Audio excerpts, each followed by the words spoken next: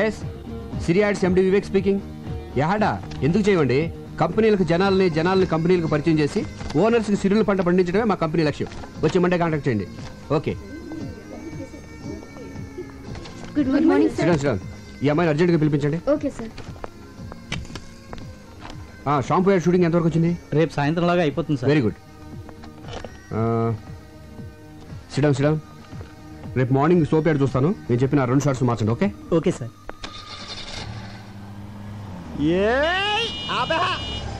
ఈడెవడు ఇక్కడ ఆపాడు? ఒక్క 5 నిమిషాలు వెయిట్ చేయవే, ఆడి దగ్గర మొత్తం డబ్బులు లేకెత్తాను. ఇదేమన్నా పార్కింగ్ ప్లేస్ అనుకున్నావా లేకపోతే నీ బ్యాంక్ అనుకున్నావు? ఒరే సాంబి నువ్వా? అవునరా, నా అవసరానికి డబ్బులు ఇచ్చి అదుకునే థిక్కెస్ట్ ఫ్రెండ్ నా బ్యాంక్ ఆఫ్ వివేక్ రా. నువ్వు కాబట్టి బతికిపోయావు ఇలా ఆపినందుకు. వేరేడైతే చెప్పుచ్చుకోటేది కాదు, వదిలేసేవాడిని.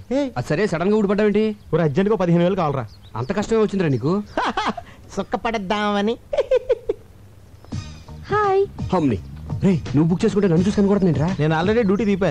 నీకు ఇంట్రెస్ట్ ఇస్తున్నట్టుంది. ఇంట్రెస్ట్ ఉందా? చేసే అప్పులు చేసి డబ్బులు ఇలా తగలబెడతావేంట్రా? 15,000 అంటే మాటలా? దీనికి జస్ట్ 5,000. మిగతావి గెస్ట్ హౌస్ లో క్యాండిడేట్ ఉంది, కొంచెం ఫ్రెష్ లే, ఆ మాత్రం రేట్ ఉంటుంది. నీ మొహానికి ఫ్రెష్ క్యాండిడేట్ కూడా ఒకటి. సూర్యచంద్రులు ఫ్రెష్. ఒకళ్ళేమో పొద్దున వస్తారు, సాయంత్రం వెళ్ళిపోతారు. ఇంకోళ్ళేమో సాయంత్రం వస్తారు, పొద్దున వెళ్ళిపోతారు. మనం ఫ్రెష్ అనుకోవట్లా? అలాగే ఈ ఫీల్డ్ అందరినీ ఫ్రెష్ అనుకోవాలి, లేకపోతే రాణించలేము. చూసావా బెదర్ చాలా జిందాబాద్ జిందాబాద్ చెప్పి ఎంకరేజ్ చేస్తున్నారా? ఎంకరేజ్ చేయడం కాదు, ఒకసారి అటు చూడు. ఏంట్రా ఈ ఆనందం? మీ కౌన్సిలర్ గారిని పదవిలోంచి పీకేశారా? కాబోయే చైర్మన్ పట్టుకుని ఏంటో మాటలు? నువ్వు ఆ నాయకుడిని అవమానిస్తున్నావు. ఆడు చుట్టూ లాగితే 4 లేరు, మీదో గ్రూప్. ఆడు నాయకుడు ఇలా. వాడు మా నాయకుడు ఏంటి? ఎవరు డబ్బులు ఇస్తే ఆడే మా నాయకుడు. జిందాబాద్. ఒరే నువ్వు కూడా నాకు డబ్బులే, నేను కూడా నీకు జిందాబాద్ చెప్పాను. నా దగ్గర లేవురా. ఒరే నా బాధ అర్థం చేసుకోరా. 15,000 కదా అడిగింది, పైగా పెద్ద యాడ్ కంపెనీకి ఓనర్. రే, వేలకు వేలు జేబులో డబ్బులు పెట్టుకుని తిరుగుతారనుకున్నావా? చెక్కులు ఒప్పుకోర్రా. ఇంటికి రారా బాబు, ఇస్తాను. రే డబ్బులు రెడీగా ఉంచు, ఈ లోపు దీనికి బిర్యానీ ప్యాకెట్ ఇచ్చి పంపించేస్తాను.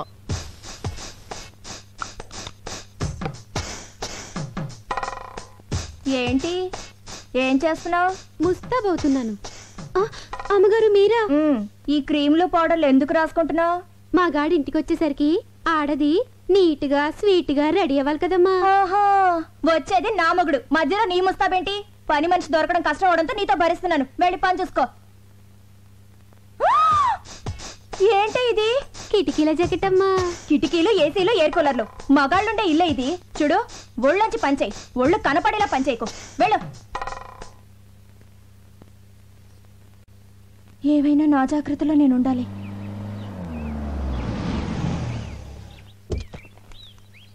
అమ్మా సంధ్య, సంధ్య ఏంటండి లేట్ అయింది? ఆలస్యంగా వచ్చాను కదా, అందుకే లేట్ అయింది. పార్వతి, ఏంటయ్య గారు? హీటర్ ఆన్ చేసి స్నానం చేసి డాక్టర్ దగ్గరికి వెళ్ళాలి. దేనికండి? కారు గోతులో పడిందే, నడుము పట్టేసింది. మరి నూనె రాసి తోమ్మంటారా? ఏంటే ఆడదాన్ని నువ్వు తవ్వుతావా? పోని తొక్కమంటారా? ఆయన నా మొగుడే, పైగా మగాడు. మగాడు ఎవరికైనా మగాడే కదమ్మా. అందుకని ఎగరేసిపోదాం అనుకుంటున్నావా? నా కాపురం మీద నీ కళ్ళు పడినట్టున్నాయి. నిన్ను పళ్ళొంచి తీసేస్తున్నాను. వెళ్ళిపో, వెళ్ళిపో. వస్తానండి అయ్యా. ఎన్నింటికి? ఎన్నింటికో నేను చెప్తాను, ముందు నువ్వు వెళ్ళు. వెళ్ళు. సంధ్య, పని మనిషి కదా, దాంతో నీకేంటి? ఏదో తెలియక అవుతుంది. మీరేంటండి దాన్ని సపోర్ట్ చేస్తున్నారు? సపోర్ట్ అంటే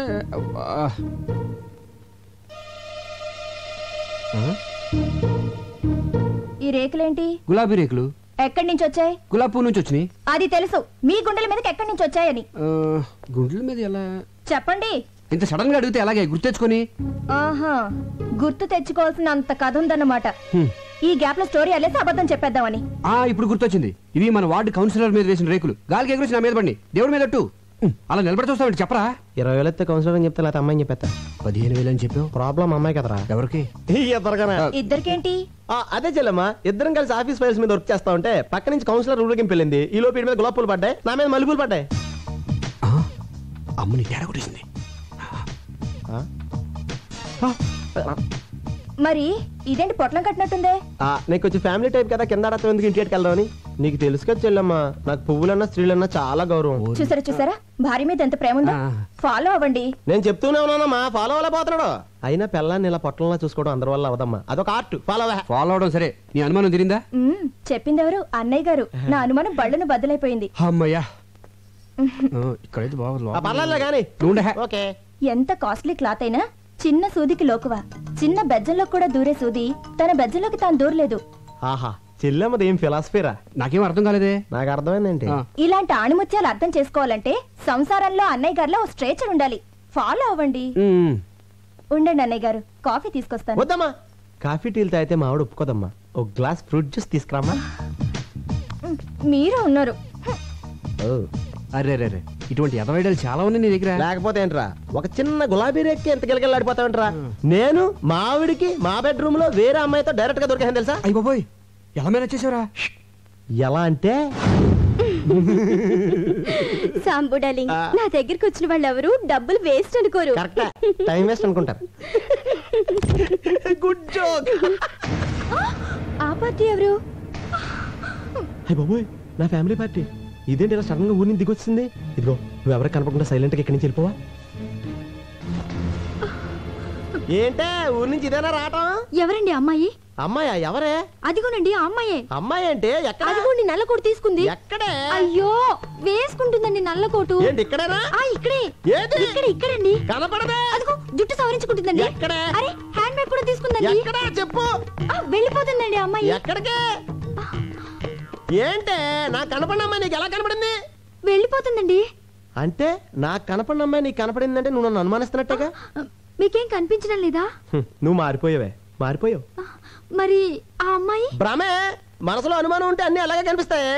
అసలు ఎప్పుడైనా నువ్వు అనుమానించాలని బిహేవ్ చేశానంటే అంతెందుకే సీత రాముని అనుమానించిందంటే, సావిత్రి జమిని గణేష్ అనుమానించిందంటే, శ్రీదేవి బోని కపూర్ అనుమానించిందంటే నువ్వు నన్ను అనుమానిస్తున్నావా? చిచ్చి చిచ్చి, పెళ్ళం అనుమానించిన మగుడు టీలో పడ్డ ఏగలంటాడే.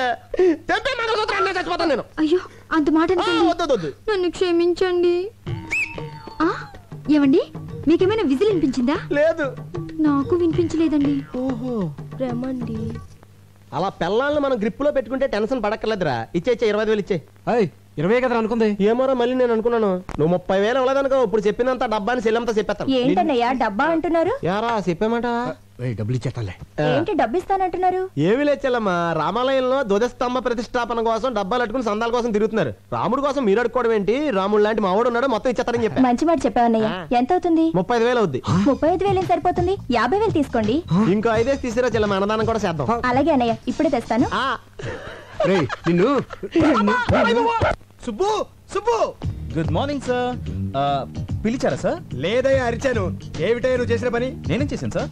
వచ్చే నెల బర్డ్స్ మీద స్పెషల్ పత్రిక రిలీజ్ చేస్తున్నావు. దానికోసం ఆల్ ఇండియన్ బర్డ్ ఫోటోస్ కావాలని చెప్పాను కదా. ఆల్రెడీ ఫోటోలు తీసి ఇదిగో మీ టేబుల్ మీద పెట్టాను కదా సార్. ఏమిటివే? ఏంటయ్యా ఇవి?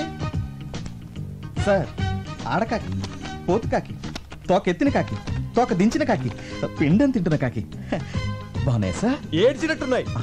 తీసే ముందు స్మైల్ ప్లీజ్ అన్నానే. ఏట్ మాల్ పెట్టాయా? ఇలాంటి చెత్త ఫోటోలు తీసుకొచ్చి నా పత్రిక స్టాండర్డ్ పడగొట్టకు. బర్డ్స్ ఫోటోస్ తీయమంటే కాకుల ఫోటోలు తీసుకొచ్చి కథలు చెప్తావా? కాకి పక్షే సార్. కాన్వెంట్ లో చేరిస్తే కామన్ సెన్స్ పోయిందని చూడు. ఇంట్లో కూర్చుంటే పక్షులు మన దగ్గరికి రావు, మనమే పక్షుల దగ్గరికి వెళ్ళాలి. ఊటీకి కలర్ఫుల్ పక్షులు వలస వచ్చే సీజన్ ఇది.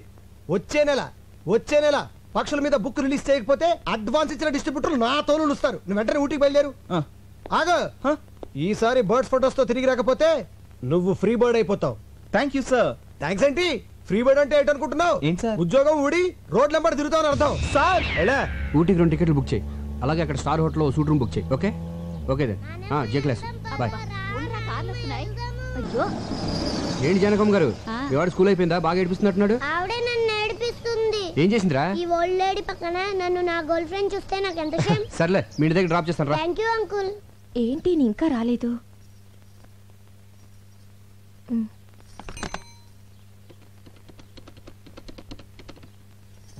హలో, ఏంటా చిలిపని? సంధ్య, నేను ఆంధీ వేలో ఉన్నాను, వచ్చేస్తున్నాను. ఏ డోర్ తీయద్దు. ఓకే సంధ్య, బాయ్.